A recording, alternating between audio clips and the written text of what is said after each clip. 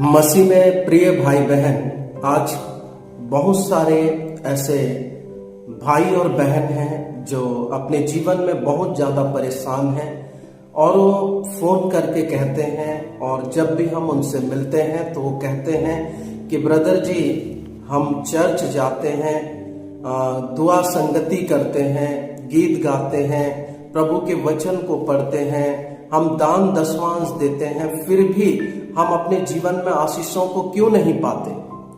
हमारे जीवन में बरकतें क्यों नहीं है?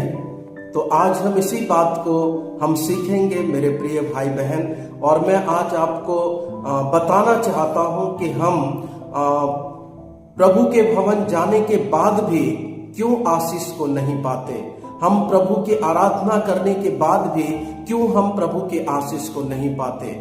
कुछ ऐसे कारण हैं जिसके कारण से मैं और आप प्रभु के आशीषों को नहीं पा पाते हैं। इसलिए इस वचन को बड़े ध्यान के साथ सुनना, और जब आप सुनेंगे और इसके अनुसार आप करेंगे तो मैं आपको 100% गारंटी देता हूं, आपके जीवन में और आपके शब्दों में कभी भी ये शब्द नहीं आएगा कि हम परमेश्वर के आशीषों को नहीं पा रहे हैं, हम भौतिक आशीषों से वंचित हैं, हम आत्मिक आशीषों से वंचित हैं। इस प्रकार के नेगेटिव बातें कभी भी आपके मुंह से नहीं आएंगे। उसके लिए इस वचन को आप बड़े ध्यान के साथ सुनिए।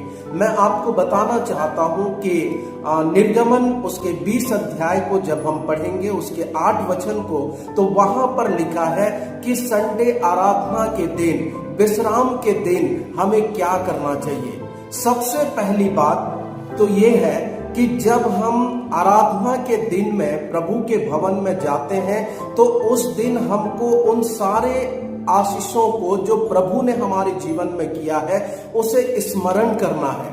और स्मरण करके हमको सबसे पहली बात प्रभु को धन्यवाद देना है, प्रभु को महिमा देना है, प्रभु की बड़ाई करना है, प्रभु के सारे उपकारों के लिए दिल खोल करके परमेश्वर की महिमा करना है। क्योंकि कई बार ऐसा देखा गया है कि मनुष्य परमेश्वर के भवन में जाते तो हैं, कई भाई बहन प्रभु के भवन में जाते तो हैं, आराधनालयों में वो संगति करते तो हैं, लेकिन उस दिन ऐसे भी लोग पाए जाते हैं जो प्रभु के भवन में जाते हैं लेकिन उनका आधा मन अपने कामों की ओर लगा हुआ होता है, उनका आधा मन प्रभु की ओर होता है। इसलिए प्रभु ने अपने वचन में कहा कि तुम 2 स्वामियों की सेवा नहीं कर सकते, क्योंकि एक आपसे खुश रहेगा और दूसरा आपसे खुश नहीं रहेगा।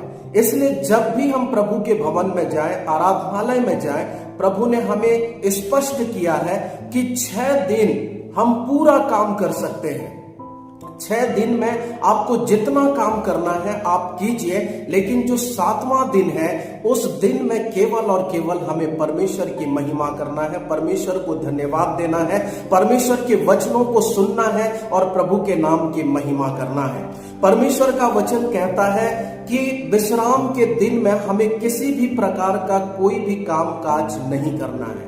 लेकिन आज बहुत सारे कलीसियाओं में हमको देखने को मिलता है कि लोग प्रभु की आराधना करने नहीं परंतु परंपरा को निभाने के लिए जाते हैं, नियम को निभाने के लिए जाते हैं। वो चर्च में घड़ी देखते रहते हैं कि कब समय खत्म हो और हम फिर अपने कामों में लग जाएं, और इसी के कारण मैं और आप आशीषों को नहीं पा पाते हैं। मैं आपको बताना चाहता हूं, मैं ये नहीं कहना चाह रहा हूं कि आप अपने काम न करें, लेकिन 6 दिन परमेश्वर ने आपको दिया है, उसमें जितना कर सकते हैं प्रिय भाई बहन आप कीजिए, लेकिन 7वां दिन आप प्रभु को ही दीजिए। और उस दिन अगर आपको लगता है कि किसी की भलाई करना चाहिए तो प्रभु के वचन में यह भी लिखा है कि जब मत्ती 12 अध्याय उसके 12 वचन को पढ़ेंगे तो वहां पर एक सूखे हाथ वाले व्यक्ति की चंगाई के विषय में प्रभु बात करते हैं। और वहां पर धर्म के जो ठेकेदार होते हैं, जो आराधनालय का सरदार होता है, वो कहता है कि 6 दिन है, इसमें हम चंगाई ले सकते हैं, इसमें हम काम काज कर सकते हैं, लेकिन व्यवस्था में लिखा है कि 7वां दिन हमारे परमेश्वर के लिए है। तो वहां पर प्रभु यीशु मसीह ने यही कहा कि 7वां दिन हम काम कर सकते हैं, और वो काम क्या है? भलाई के काम। अगर किसी के लिए भला काम करना है तो उस समय में आपको रुकने की आवश्यकता नहीं है। आप सबके दिन भी, आप आराधनालय के दिन भी उस भले काम को कर सकते हैं और वो करना उचित है। अगर हम किसी के लिए भला कर रहे हैं तो उससे बढ़कर और कोई बात नहीं है। और यीशु मसीह यही बताना चाह रहे थे कि शब्द के दिन से भी बढ़कर अगर कोई चीज है तो वो है भला करना। और आज हम सब के जीवन में ये सवाल आता है कि हम क्यों आशीषों को नहीं पाते। तो आशीष इसीलिए नहीं पाते क्योंकि हम संडे आराधना के दिन प्रभु को पूरा समय नहीं देते और हम सोचते हैं पूरे 6 दिन हम आशीषों को पाएंगे। तो ऐसे में कभी भी मैं और आप आशीष को नहीं पाएंगे मेरे प्रिय भाई। प्रभु का वचन कहता है अगर हमने प्रभु के आराधनालय के दिन, प्रभु के भवन में जा करके अगर हमने प्रभु को खुश कर दिया, अगर हमने प्रभु के आराधना में प्रभु को प्रसन्न कर दिया, तो समझिए कि पूरे सप्ताह भर परमेश्वर आपके कामों में बरकत देगा, आपके परिवारों को आशीष देगा, आपके बच्चों को आशीष देगा, आपके पारिवारिक जीवन को आशीष देगा, आपके खेत खलियान में आशीष देगा, आपके पशु पक्षियों को परमेश्वर आशीष देगा। लेकिन उसके लिए मुझे और आपको सबसे महत्वपूर्ण बात जो है वो ये है कि हमको परमेश्वर के विश्राम दिन को पूरे दिल से मानना पड़ेगा। कई बार हम ऐसे सोचते हैं कि हम प्रभु को भी खुश करेंगे और लोगों को भी खुश करेंगे। अगर आप कोई ऐसे जगह में काम करते हैं जहां पर आपको संडे को भी जाना पड़े, तो मैं आपसे विनती करना चाहता हूं, आप या तो उस काम को ही छोड़ दीजिए या प्रार्थना कीजिए कि आपका बॉस उस दिन आने का अनुमति दे। आप उससे लड़िए मत, बल्कि आप प्रभु से प्रार्थना कीजिए। और जब आप विश्राम दिन को मानेंगे, आप विश्वास कीजिए प्रभु आपके हर एक काम में आशीषों को देंगे और कभी भी आप नहीं कहेंगे कि मेरे जीवन में आशीष नहीं आ रहा है। निरंतर प्रभु आपको आशीषित करेंगे।